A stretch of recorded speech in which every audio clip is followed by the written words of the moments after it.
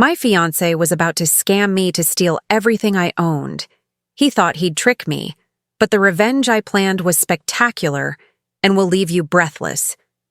But before I tell you, subscribe to our channel now so you don't miss any of the incredible stories we tell here. Have you subscribed yet? Thank you for being part of our community. Now let me tell you. They say every bride knows deep down if she's making the right choice as she walks down the aisle. I knew I wasn't. But here's the thing. I also knew exactly what David was planning, and I was about to give him the performance of his lifetime. My name is Sarah Mitchell.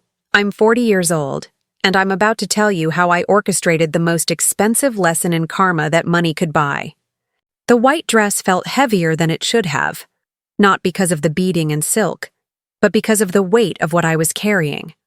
The knowledge that the man waiting for me at the altar saw dollar signs instead of wedding bells. 3 months earlier, I'd discovered David's real intentions through a private investigator I'd hired on a hunch. Call it intuition, call it experience from being burned before. But something about his sudden romantic interest in a woman he'd barely noticed for years felt too convenient.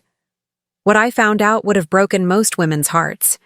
David had been meticulously planning this con for over a year, complete with a fake financial crisis and a carefully orchestrated, chanced meeting at my favorite coffee shop. I could have confronted him right then, could have called off the engagement and saved myself the humiliation. But David had made one crucial mistake. He'd underestimated me. See, I didn't build a multi-million-dollar consulting business by being naive or reactive.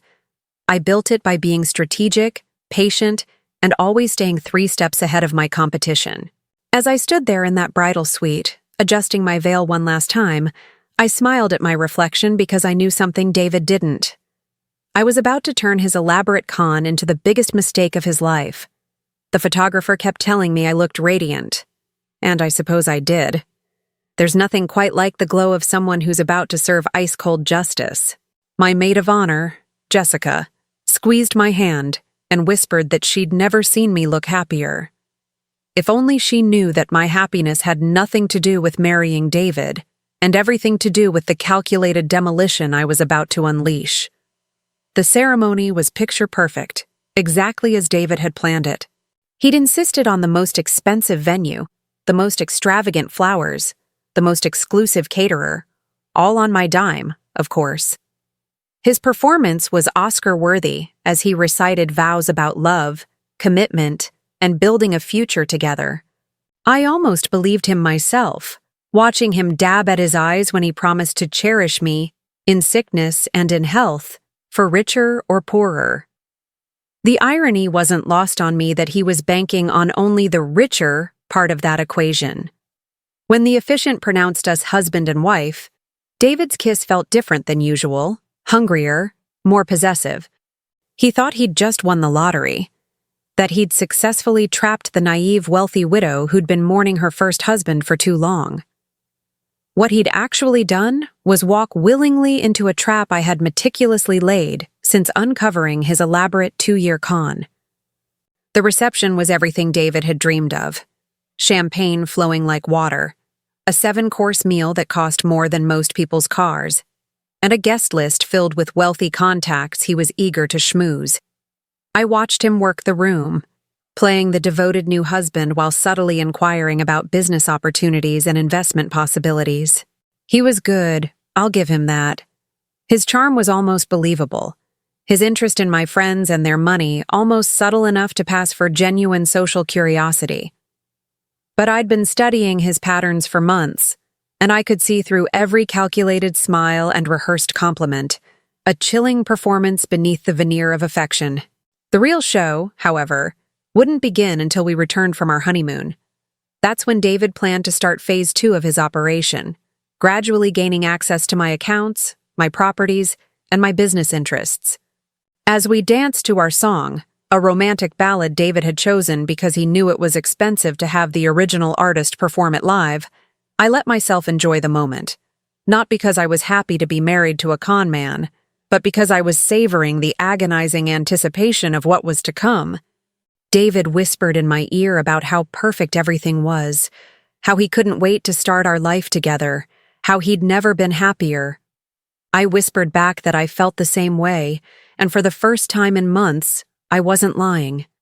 I was deliriously happy, just not for the reasons he thought. Every dollar he was mentally counting, every asset he was planning to claim, every scheme he thought he was pulling off was actually another nail in his own coffin, a slow, inevitable descent. The guests threw rice as we left for our honeymoon, and I caught David's eye in the rearview mirror. The smile on his face was pure greed and triumph. The smile on mine was pure, chilling anticipation. The honeymoon in Tuscany was David's idea, naturally, another chance to spend my money lavishly while playing the role of the romantic husband. He'd booked the presidential suite at the most expensive resort, complete with a private chef and personal concierge service. Every morning, he'd wake up with that same satisfied smirk, like a cat who'd finally caught the canary. He'd order room service champagne with breakfast, buy me expensive jewelry I didn't want, and take endless photos of us looking blissfully happy. What he didn't notice was that I was documenting everything too. Every excessive purchase, every casual comment about our money, every time he used my credit cards like they were his personal ATM. He thought he was living his best life. In reality, he was meticulously creating a paper trail that would utterly destroy him. Each romantic dinner where he ordered the most expensive wine, each shopping trip where he bought himself designer clothes as a treat for the new husband, each time he casually mentioned wanting to be added to my business accounts, it was all being carefully recorded and would soon become undeniable evidence of his fraudulent intentions. When we returned from Italy, David wasted no time moving into my Malibu estate. He walked through those halls like he owned them, which, in his mind, he now did, a predator staking his claim. The way he touched my furniture, examined my artwork, and made casual comments about updating the decor told me everything I needed to know about his next phase. He started leaving legal documents around, accidentally, papers about spousal rights and community property laws that he wanted me to notice. He began suggesting I should add his name to various accounts, for convenience, and started dropping hints about how married couples should share everything. What David didn't know was that I'd been preparing for this moment for months. Every account he wanted access to had been restructured, every property had been legally protected, and every business interest had been secured in ways that would make his head spin. He thought he was moving in for the kill. In reality, he'd just walked deeper into the meticulously woven spider's web. Living with David after the honeymoon was like watching a masterclass in manipulation, except I was the only one who knew it was a performance. He'd wake up every morning and put on this persona of the devoted husband, bringing me coffee in bed and asking about my day, but I could see the cold calculations behind his eyes. He was always assessing, always planning his next move, always looking for an opening to suggest we simplify our finances or streamline our assets. The man who'd courted me with flowers and poetry had transformed into someone constantly angling for unfettered access to my bank accounts. It would have been heartbreaking if I hadn't been expecting it all along. Instead, it was almost morbidly fascinating to watch him work, like observing a cunning predator who didn't realize he was being studied, meticulously, by an even bigger one. Every morning brought a new strategy. Every conversation contained another subtle probe for financial information, and every romantic gesture came with a clear, ulterior motive attached. The first major red flag came 3 weeks after we returned from Tuscany. David suggested we meet with our financial advisor, a man I'd never heard of, but who apparently specialized in optimizing assets for married couples. The appointment was already scheduled, he told me casually over breakfast, as if this were a normal thing newlyweds did. When I asked why he'd made the appointment without consulting me first, his mask slipped just slightly. For a fraction of a second, I saw raw irritation flash across his face before the charming smile returned. "I just want to make sure we're building the best possible future together, sweetheart," he said, but his voice had a sharp edge to it that hadn't been there during our courtship. I agreed to the meeting, of course. because I wanted to see how far he was willing to take this charade, how deep his deceit ran. What David didn't know was that I'd already had my real financial advisor run a comprehensive background check on his recommended expert. Turns out the man had a disturbing history of helping people hide assets during divorces and had been investigated for fraud twice. The financial advisor meeting was a masterpiece of manipulation that would have impressed me if it hadn't been targeting me. David's accomplice, a smooth-talking man named Robert Chen, had prepared a slick presentation about the significant tax advantages of consolidating our assets under joint ownership. Every slide, every chart, every recommendation was meticulously designed to give David unfettered access to everything I owned while making it sound like sophisticated, legitimate financial planning. Robert spoke in technical terms about trusts and tax shelters, throwing around just enough legitimate financial jargon to utterly confuse someone who wasn't well versed in complex money management. The irony was almost too much to bear. These two men thought they were dealing with some naive widow who'd inherited money but didn't understand its intricacies. They had no idea they were trying to con someone who'd built her entire fortune from scratch and knew more about financial strategy than both of them combined, twice over. I asked innocent questions, played the role of the confused wife who needed her husband's guidance, and watched them practically salivate as they thought their elaborate plan was working perfectly. David's behavior at home became increasingly aggressive as the weeks passed, the veneer of charm chipping away. When I didn't immediately sign the mountain of financial documents Robert had prepared, David started questioning my trust in our marriage, his voice laced with venom. "Don't you believe in us?" became his favorite phrase. Delivered with just the right amount of feigned hurt and manufactured confusion, he'd bring up other couples who'd streamlined their finances and how much happier they seemed, a subtle form of gaslighting. He started leaving articles about financial planning for newlyweds on my nightstand, each one highlighting the perceived importance of joint accounts and shared assets. The psychological pressure was constant and expertly applied. He'd alternate between grand romantic gestures and subtle guilt trips, between saccharine declarations of love and pointed questions about my commitment. Any woman who genuinely loved him would have started to doubt herself by now, wondering if she was being unfairly suspicious of a man who just wanted to build a life together. But I wasn't any woman, and I definitely didn't love him. I was meticulously documenting every manipulation tactic, every emotional chess move, every insidious attempt to gaslight me into blind compliance. The breaking point came 6 weeks after our return from Italy. David announced that he'd found the perfect investment opportunity, a shady real estate development project that required a significant cash investment but promised ludicrously huge returns. The developer was a close friend who was only offering this opportunity to a select few investors, and we needed to move with artificial urgency before the slots filled up. The whole pitch had all the unmistakable hallmarks of a classic con: manufactured urgency, an illusion of exclusive access, promises of unrealistic returns, and a requirement for immediate, substantial cash investment. What made it particularly insulting was how little genuine effort David had put into making it believable.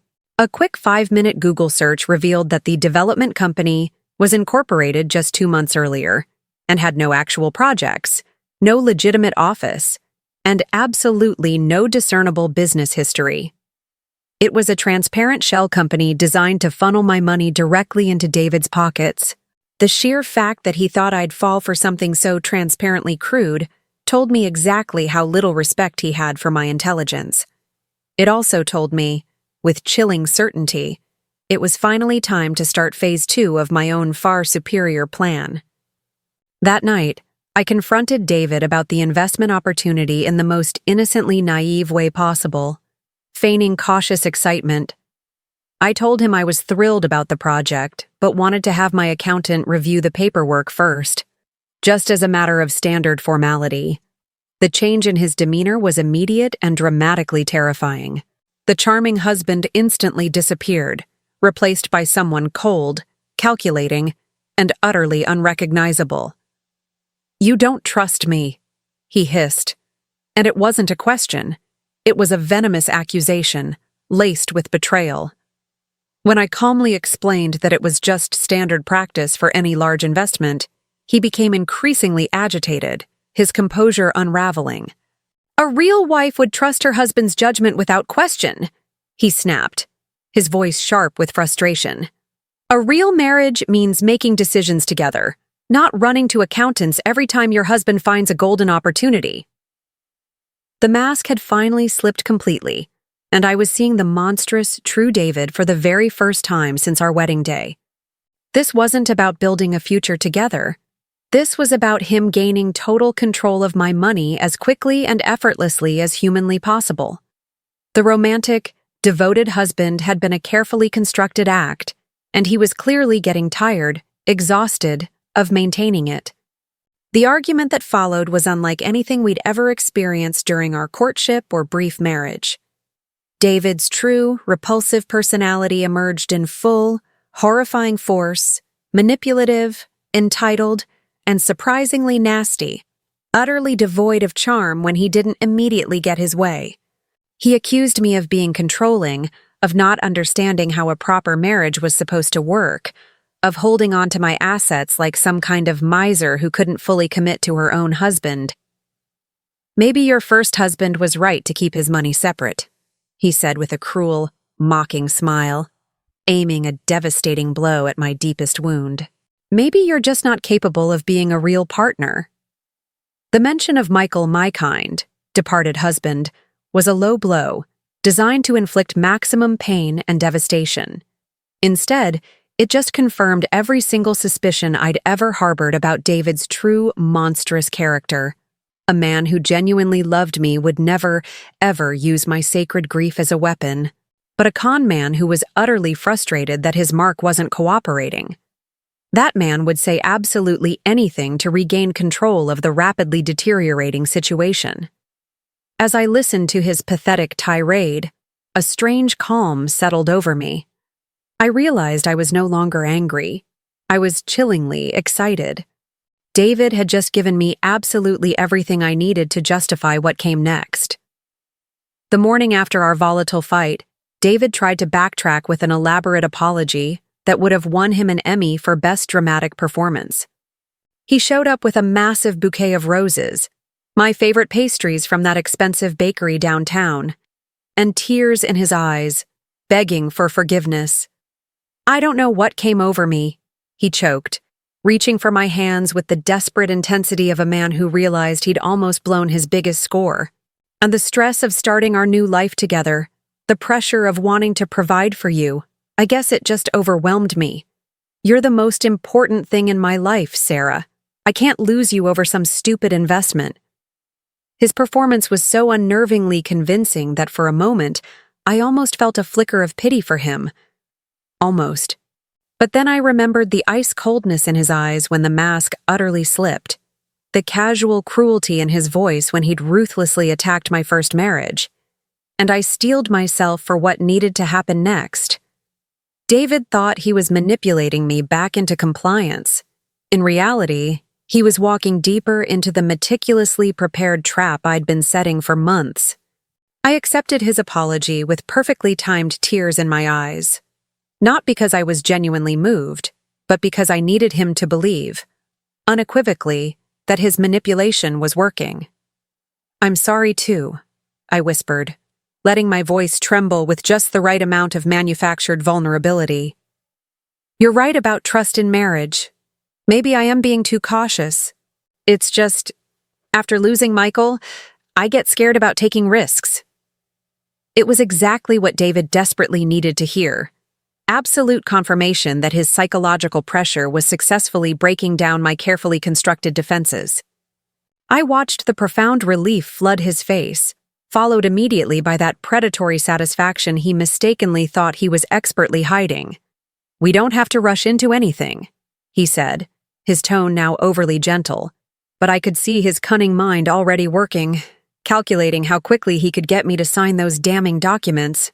"Let's just focus on us, on building our life together.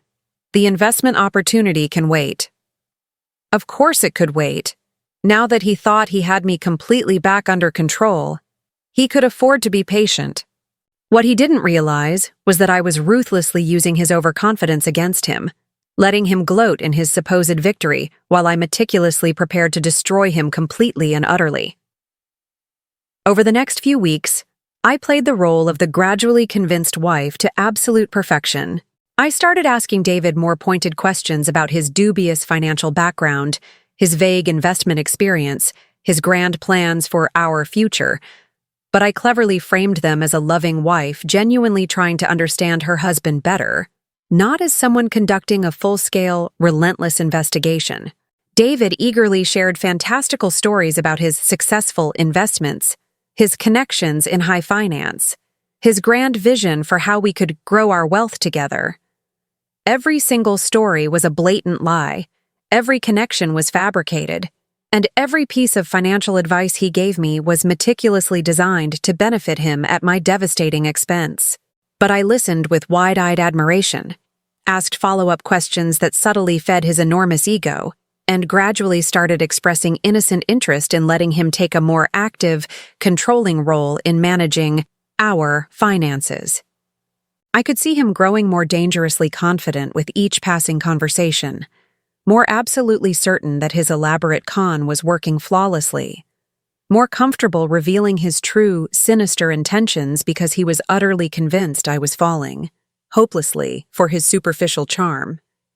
The terrifying beauty of David's personality was that his immense arrogance made him tragically sloppy. The more convinced he became that I was completely under his spell, the less careful he became about hiding his incriminating tracks. He started making illicit phone calls where he mistakenly thought I couldn't hear him, loudly discussing timelines and strategies with his accomplice Robert. He carelessly left his laptop open with damning emails about the fake investment opportunity, never for a second imagining that his trusting wife might casually glance at the screen. He even audaciously started a secret checking account where he was planning to funnel my money once he gained full access to it. Every careless move, every arrogant assumption, every damning piece of evidence he recklessly left lying around was another nail in his coffin. I documented absolutely everything with the chilling patience and surgical precision of someone who'd spent decades building impregnable business cases, photos of incriminating documents, detailed notes of his phone calls, copies of damning emails. I was building an evidence file that would utterly destroy David more thoroughly than he could ever possibly imagine. Meanwhile, I was also implementing the more active, aggressive phase of my plan. Through my real financial advisor, not Robert the fraud, but the legitimate, highly respected professional who'd been managing my investments for years, I started restructuring my assets in intricate ways that would trap David beautifully. We created what appeared to be easily accessible accounts with significant balances, but which were actually monitored by forensic accountants and required multiple complex authorizations for any transfers. We set up what looked like incredibly lucrative investment opportunities, but were actually elaborate sting operations meticulously designed to catch financial fraud in the act. Most importantly, we created a meticulous paper trail that would make it look like I was gradually giving David more access to my money, while actually ensuring that any attempt he made to steal from me would be immediately detected and exhaustively documented. It was like setting up a complex mousetrap, except instead of a tiny piece of cheese, I was using millions of dollars as bait, and instead of catching a small mouse, I was about to catch a very big, very arrogant con man. The psychological preparation was just as crucial as the financial maneuvering. I had to maintain the perfect facade of a loving, trusting wife while mentally preparing myself for the inevitable moment when I would ruthlessly destroy the man I'd married. Some nights, lying in bed next to David as he slept peacefully, utterly convinced he was on the verge of his biggest score, I had to remind myself why I was doing this. It wasn't just about the money he was trying to steal, it was about justice for every woman he'd probably conned before me, and every innocent woman he would inevitably con in the future if I didn't stop him, permanently. David wasn't just a thief. He was a despicable predator who specialized in targeting vulnerable women and cruelly exploiting their innate desire for love and companionship. By catching him red-handed in the act, and ensuring he faced severe, lasting consequences. I wasn't just protecting myself. I was protecting every future victim from his insidious grasp. That profound thought gave me the unyielding strength to continue the elaborate charade, to keep smiling at his transparent lies, to keep pretending I passionately believed in our future together, while I systematically prepared for his spectacular downfall. As spring turned to summer, David became increasingly desperate to move forward with his grand plans. The fake investment opportunity was supposedly closing soon, and he ramped up the pressure for me to commit, his patience wearing thin. But now, instead of the crude, blatant manipulation he'd tried before, he was using the more sophisticated techniques he mistakenly thought had been working. Love bombing, manufactured urgency, emotional manipulation subtly disguised as passionate romantic devotion.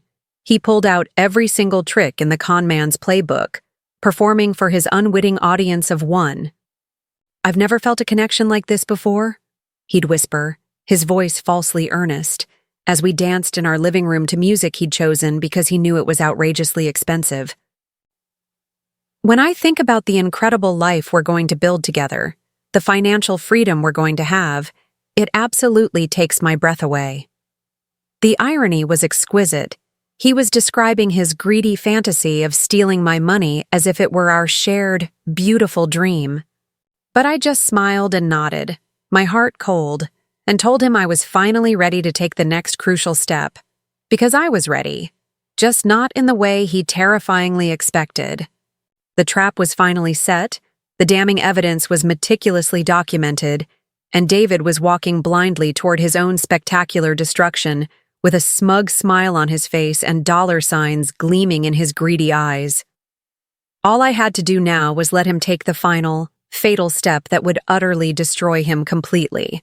As I fell asleep that night, listening to David's satisfied breathing beside me, I couldn't help but smile, a genuinely happy, chilling smile.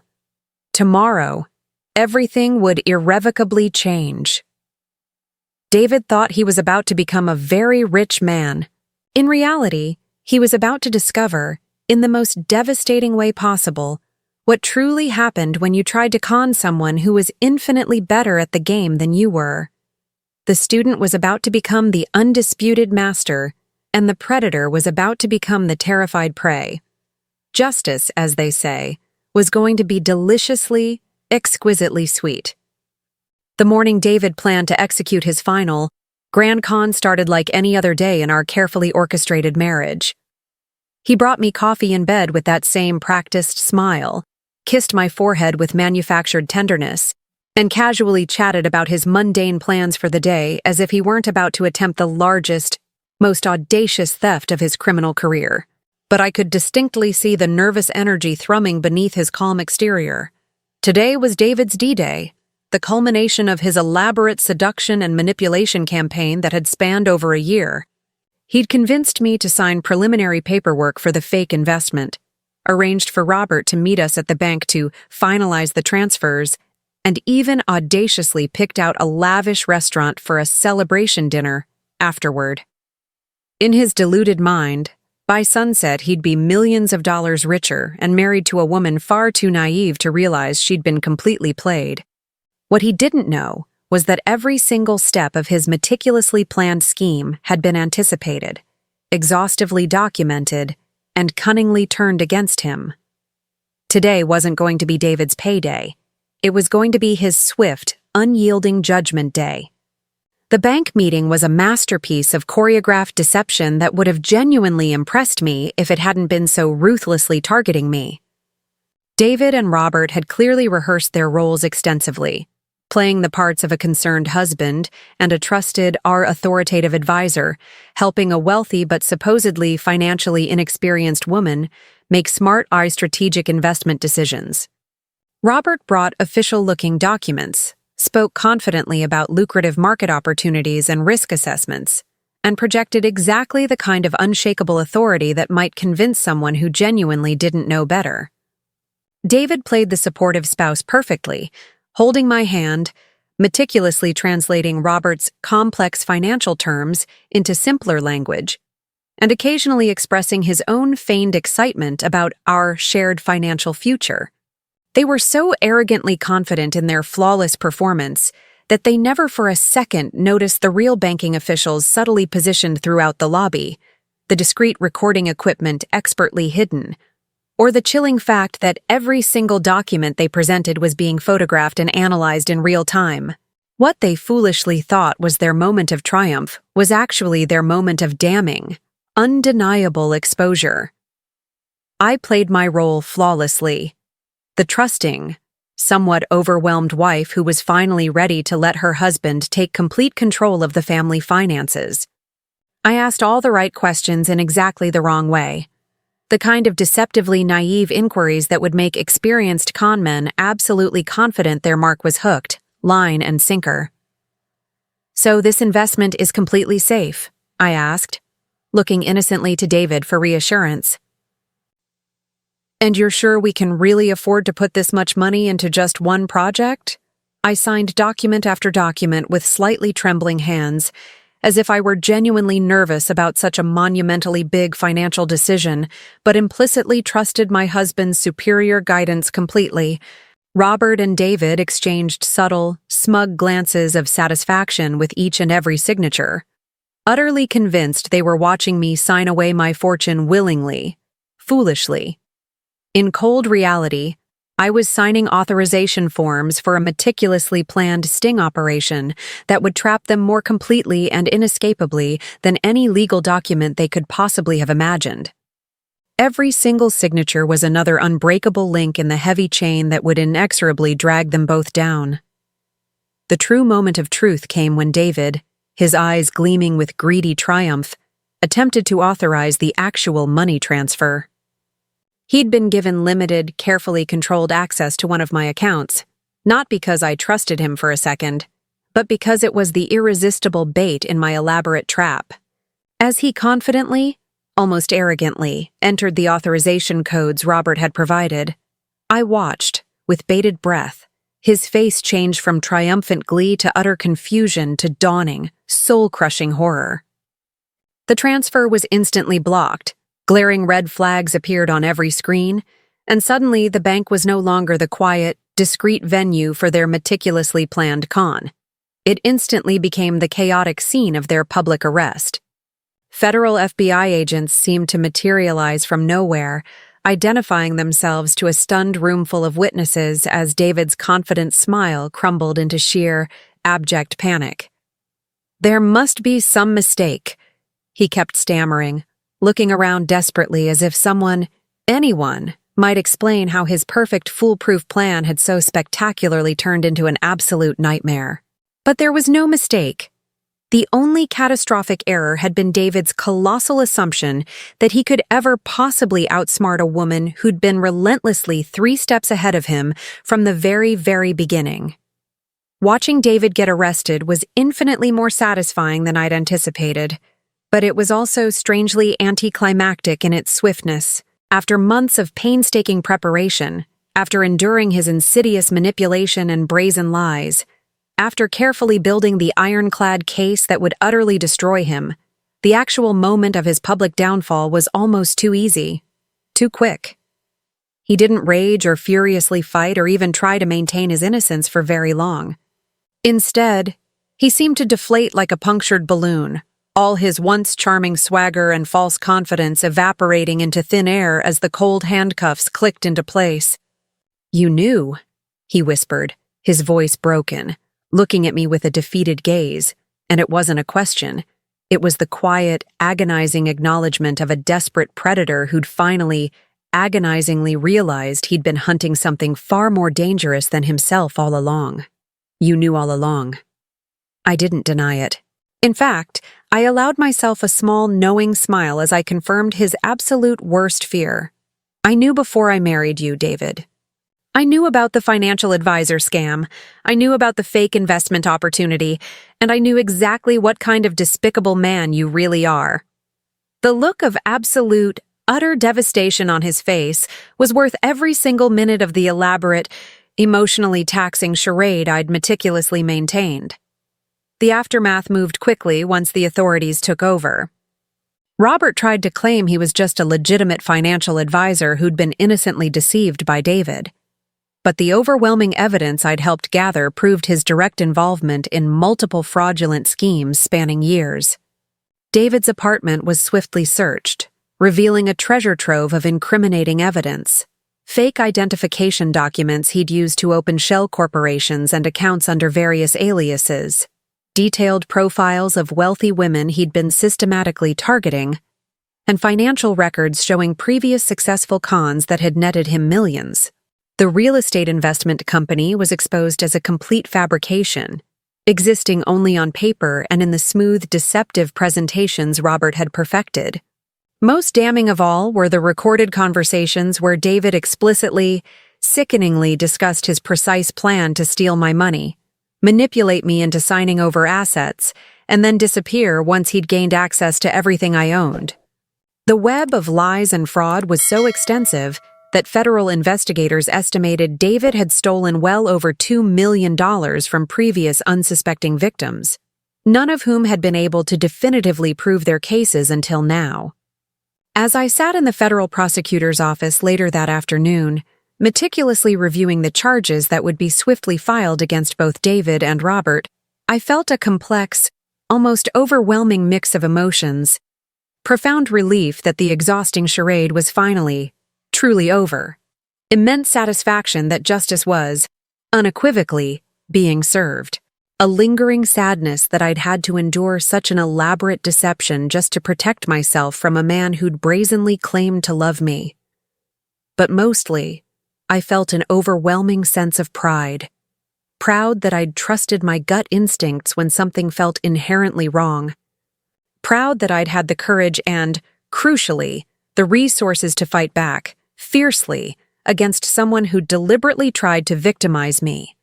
Proud that I'd turned their own insidious con against them so thoroughly, so meticulously, that they'd unwittingly provided all the damning evidence needed to convict themselves beyond a shadow of a doubt. Your cooperation and evidence gathering probably saved a dozen other women from being victimized by these predatory men, the seasoned prosecutor told me, his voice sincere. That profound knowledge made everything I'd endured, every single calculated sacrifice, immeasurably worthwhile. I hadn't just protected myself. I'd protected countless women I'd never meet from experiencing the profound betrayal and sickening violation that David specialized in inflicting. The trial took place 8 agonizing months later, and it was everything I'd hoped it would be when I first discovered David's true, monstrous nature. The federal courtroom was packed to capacity with curious journalists, a palpable number of other victims who'd been located through the exhaustive investigation, and stern-faced law enforcement officials who'd been tracking David's insidious criminal network for years. As I calmly took the witness stand, my gaze unwavering, I saw David sitting at the defendant's table in a drab orange jumpsuit, looking nothing remotely like the charming, polished man who'd once swept me off my feet, and everything like the pathetic con artist he'd always been underneath his slick facade.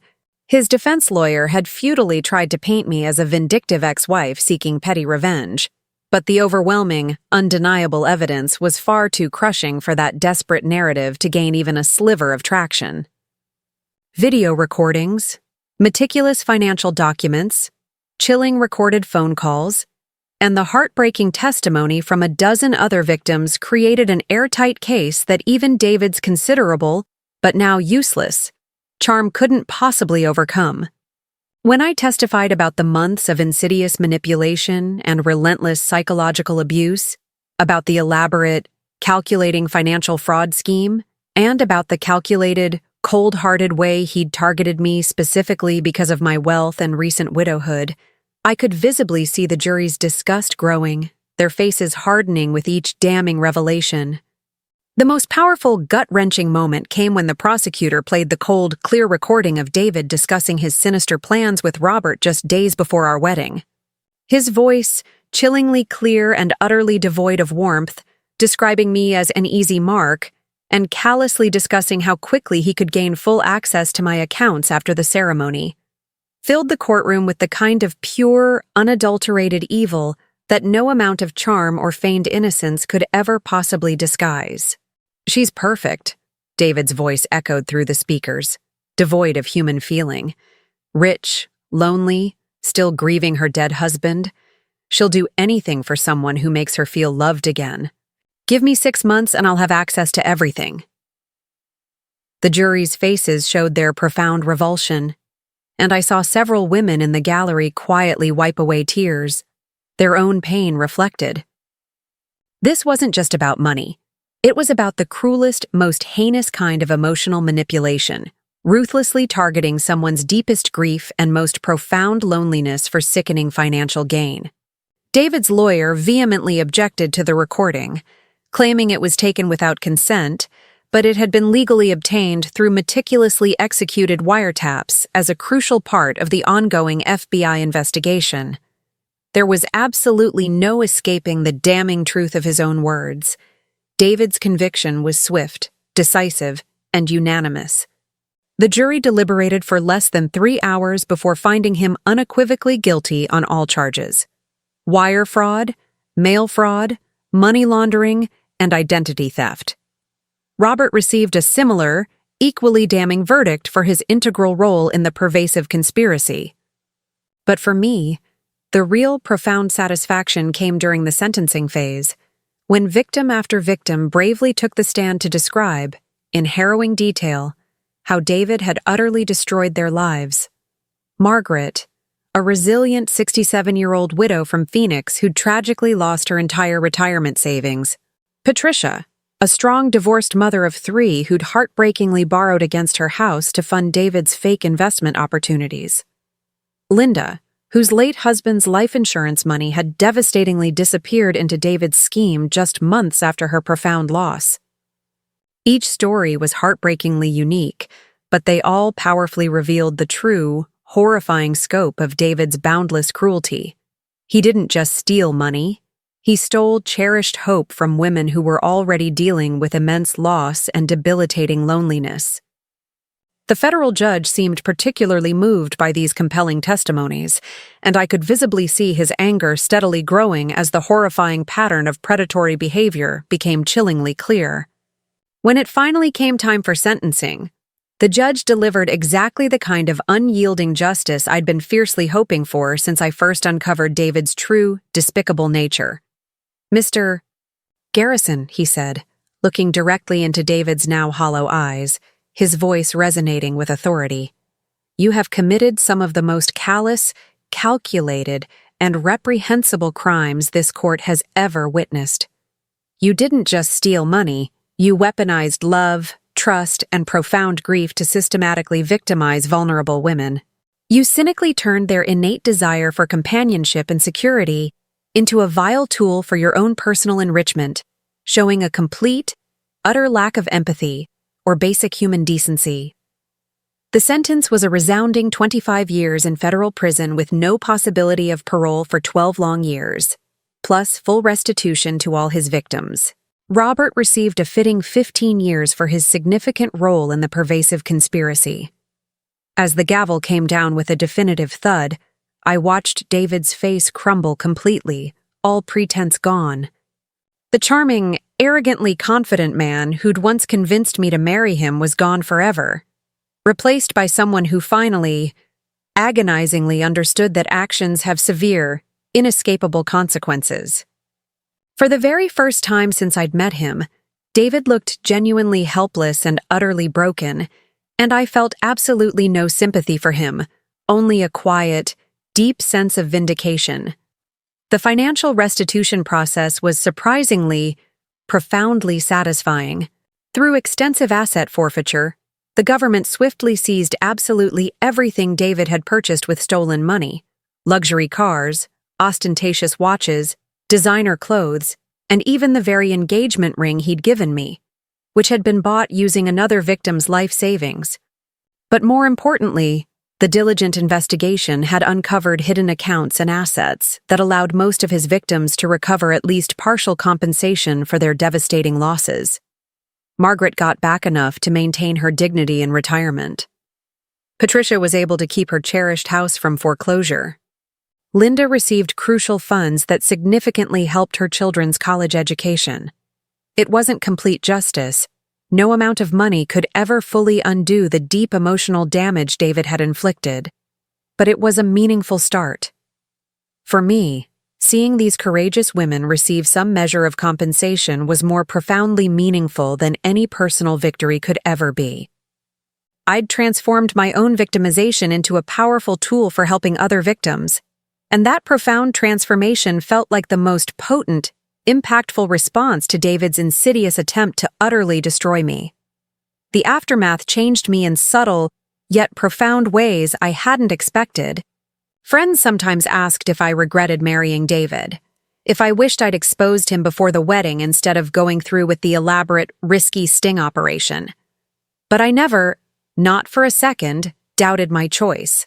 By marrying him and allowing him to fully, brazenly reveal his criminal intentions, I'd helped build an irrefutable case that put him away for decades and, crucially, protected countless future victims from his vile predations. If I'd simply exposed him before the wedding, he might have merely disappeared and started over with someone else, someone who wouldn't have had the resources, the knowledge, or the sheer determination to fight back effectively. Instead, his insatiable greed and colossal arrogance had led him directly to provide all the damning evidence needed to ensure he'd never, ever victimize another innocent woman again. My marriage to David lasted a mere 8 months from wedding to conviction, but it accomplished something far more valuable than most marriages manage in a lifetime. It served profound justice and protected innocent people from a dangerous, heartless predator. As I drove home from the courthouse after David's sentencing, the setting sun painting the sky in fiery hues, I felt a deep, abiding sense of closure I hadn't experienced since my first husband's untimely death. Not because David was going to prison, though that certainly provided a satisfying sense of finality, but because I'd profoundly proven to myself that I was stronger, smarter, and infinitely more resilient than anyone who ever dared to try to victimize me. David had chosen me because he mistakenly thought I was vulnerable, isolated, and naive. Instead, he'd discovered, to his utter despair, that grief hadn't made me weak. It had, paradoxically, made me even more determined to protect what truly mattered, and to fight for what was right. My first marriage had taught me what real, unconditional love looked like. My second marriage had taught me what real, unyielding strength looked like. As I pulled into my driveway and looked at the beautiful house David had so greedily tried to steal, I smiled with genuine, unburdened happiness for the first time in over a year. I was exactly where I belonged, stronger than I'd ever been, and completely, utterly free from the man who'd thought he could use my heart to rob me blind.